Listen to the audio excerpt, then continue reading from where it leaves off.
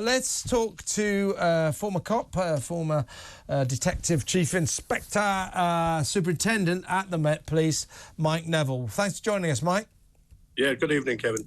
Well, this is what struck me. They have railed back, they've tried to rail back, saying, well, we've told police chiefs that from now on they must only record non-crime hate incidents if there is a clear risk to community tension. But incredibly, while everyone else says this nonsense has got to stop, the Home Secretary wants to increase non-crime hate incidents. I don't quite sure where she got that idea from, but she does. Now, here are some incidents where police chiefs have decided that there's a risk to community tensions.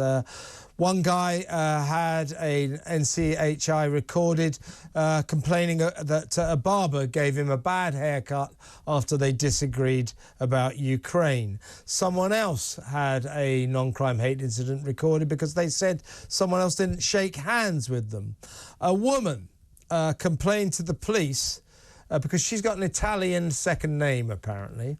She complained to the police reporting that her neighbour had deliberately hung up dirty underwear on her washing line, bear with me, after England were beaten in the Euro finals by Italy. And that was recorded as a non-crime hate incident. So it strikes me that so far police have had no sense of proportion about these ridiculous non-crime hate incidents. We should ban them. How do you explain the Home Secretary wanting to increase them? Control. They control. The left like to control people. And we see the two-tier police in that if you go on there and you put comments which support Palestine or some other favourable left-wing cause and you threaten to kill people, possibly Jewish people or whatever else, then that's deemed to be acceptable. The only non-crime hate incidents they're interested in are those who you could say are from people who have centre-right point of views. Of course, well, that'd be far-right, according to the left wing. Yeah. So there is an aspect of control here, that if you control the language, you can control what people say.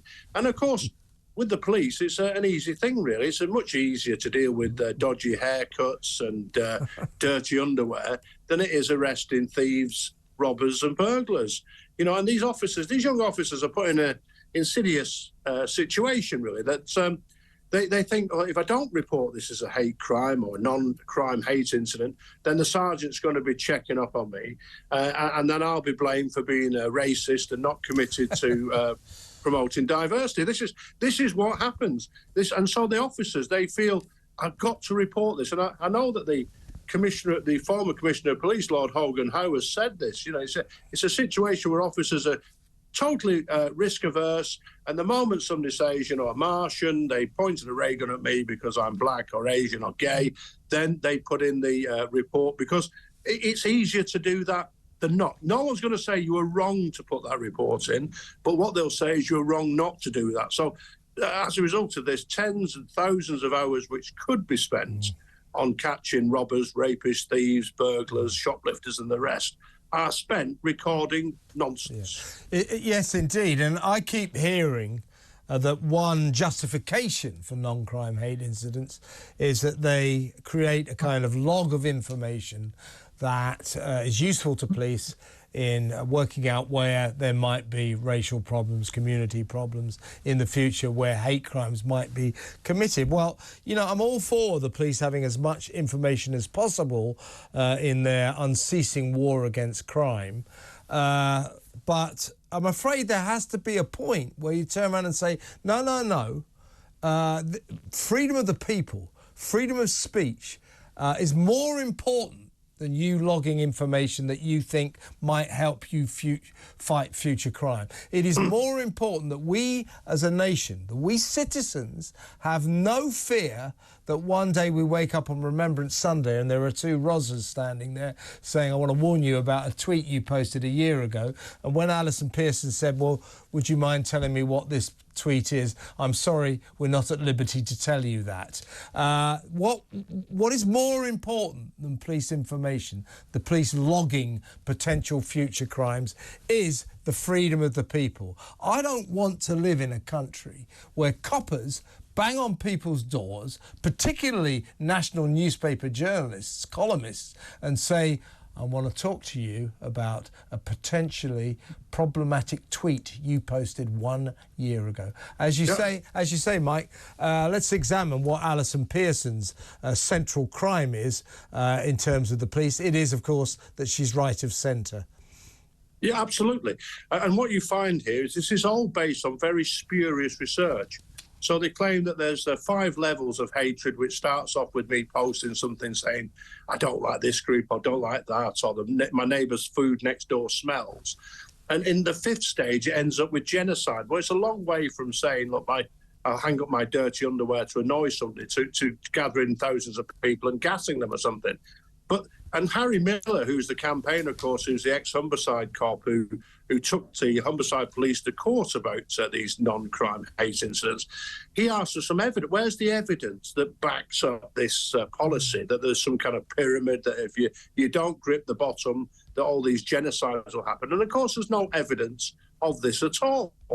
And as you know, with me, 5 generations of my family are veterans, including me, and the idea that on Remembrance Sunday, the day we celebrate the men who died, men and women for freedom, and that you go to a journalist's house and warn them about what they're saying, this is a really frightening thing. Somebody said to me, you shouldn't get annoyed about these things.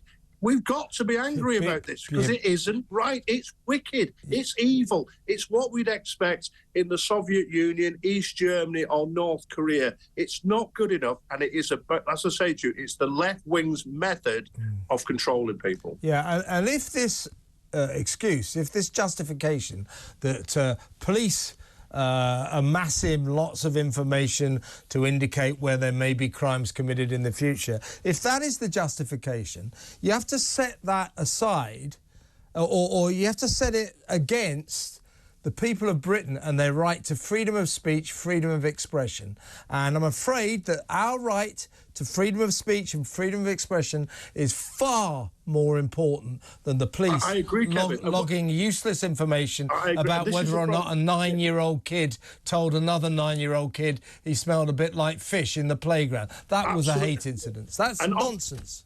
It is nonsense. And operationally as well, it's no good, because if you have 10 pieces of good information, there's some anti-Semitic behaviour, whatever, there's some targeting of a particular group. If you then load into that 10,000 lots of dodgy haircuts, dirty underwear, and the rest of it, the real intelligence is lost, and the police cannot act on it. And the other insidious thing about these matters is that once you're accused of them, then there's no way out. There's no right of appeal. And a friend of mine had one of these. And when you get the report, it starts off as crime report.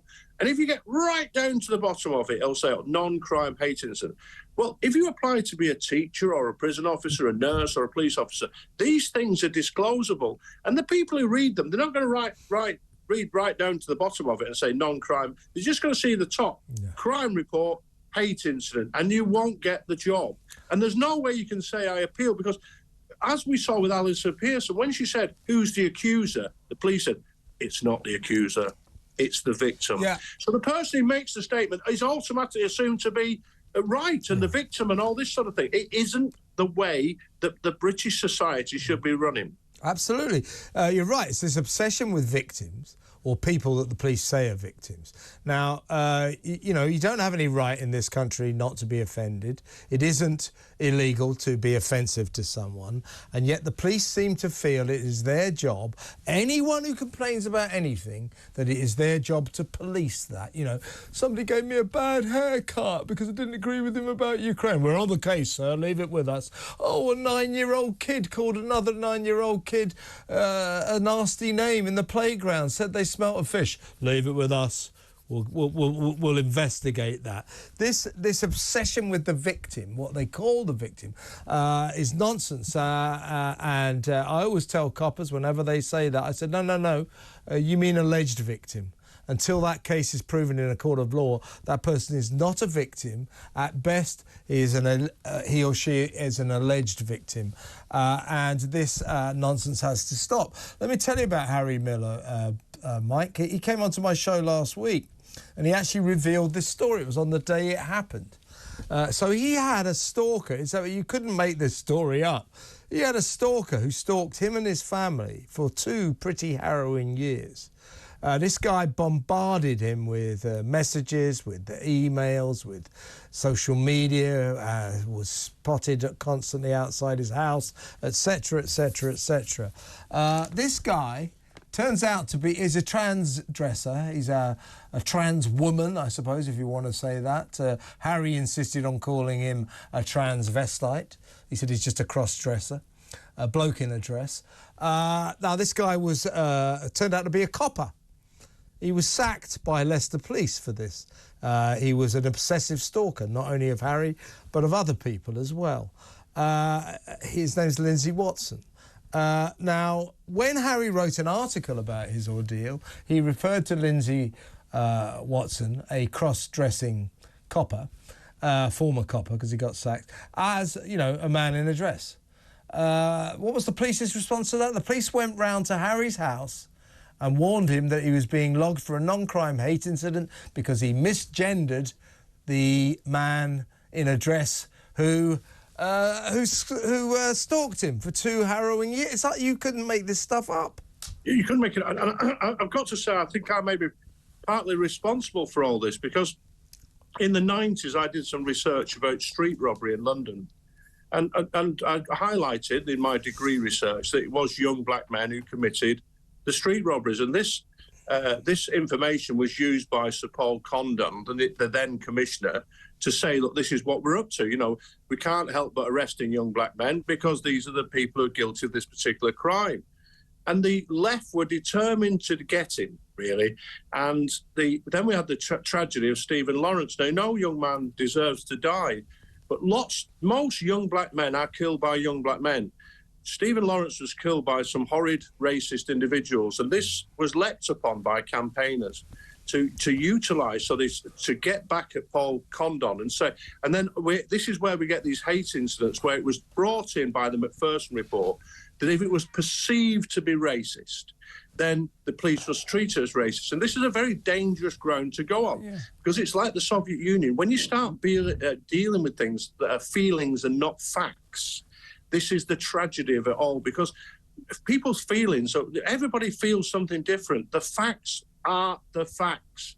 The moment you start trying to police feelings, it all goes very wrong. So I can honestly say I'm probably partly responsible for all of this nonsense. That's your fault, is it? By telling the truth. The truth. You've got a lot to answer for there, Mike. But just a last point, really, and I totally agree with you. It is this...